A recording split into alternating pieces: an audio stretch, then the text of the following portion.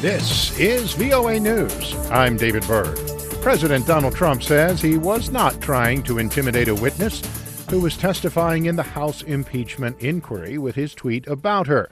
But as AP's Julie Walker reports, former Ukraine Ambassador Yovanovitch says it was intimidating. Tweeting from the White House during the hearing, Trump said everywhere former U.S. Ambassador to the Ukraine Marie Yovanovitch served turned bad. Asked at the hearing about the tweet, she said, Well, it's very intimidating. The president says for the first time he watched some of the hearings and he was not trying to intimidate. I have the right to speak. I have freedom of speech. But House Intelligence Committee Chairman Adam Schiff says it's part of a pattern to intimidate witnesses and obstruct justice and could be used as evidence against the president. We need to view the president's actions today as part of a broader and incriminating pattern of conduct. I'm Julie Walker. Twitter is detailing its ban on political ads. The AP's Ed Donahue has details. Admitting this is not perfect, Twitter says appeals for votes, solicitations for campaigns, contributions, and any political content will be untweeted.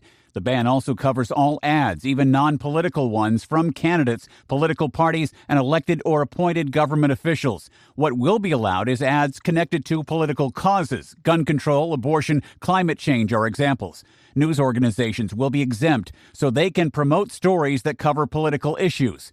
Twitter is taking a stricter approach compared to Facebook, which says it will not intervene when politicians speak, no matter what they're saying. I'm Ed Donahue. Wall Street's main stock indices closed at record levels Friday, fueled by fresh optimism over a potential calming of the U.S.-China trade tensions.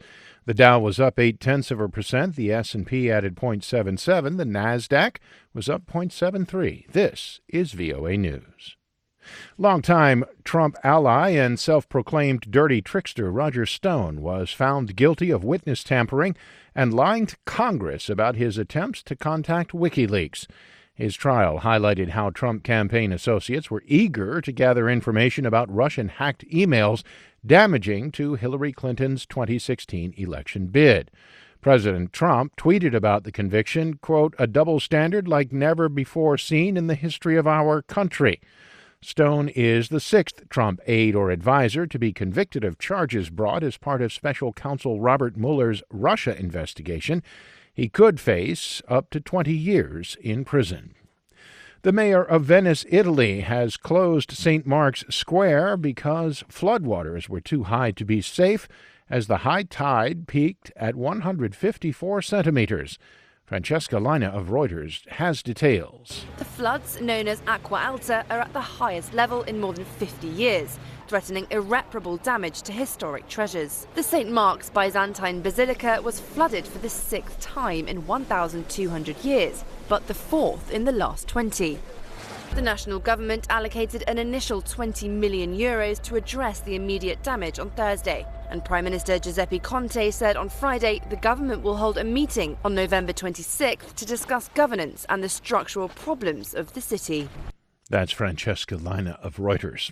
Protests continued in Hong Kong Friday with flash mobs once again flooding the city's financial center and activists blocking roads in part of the city, causing traffic snarls and forcing schools to close.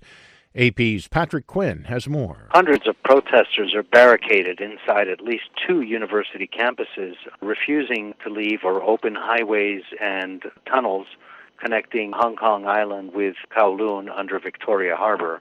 Police have appealed for the protesters to leave the campuses, have said that they've been disrupting traffic. Mass transit has been interrupted in many parts of the city of 7.5 million. And protesters and police have continuously faced off outside these barricaded campuses where students are equipped with hundreds of gasoline bombs, makeshift barricades, bows and arrows, and catapults. Meanwhile, Hong Kong announced Friday that its economy has officially fallen into recession, in part because of 5 months, of student protests. Financial officials said that the territory's gross domestic product contracted 3.2% in the quarter, ending in September. For more, log on to our website, voanews.com. I'm David Byrd, VOA News.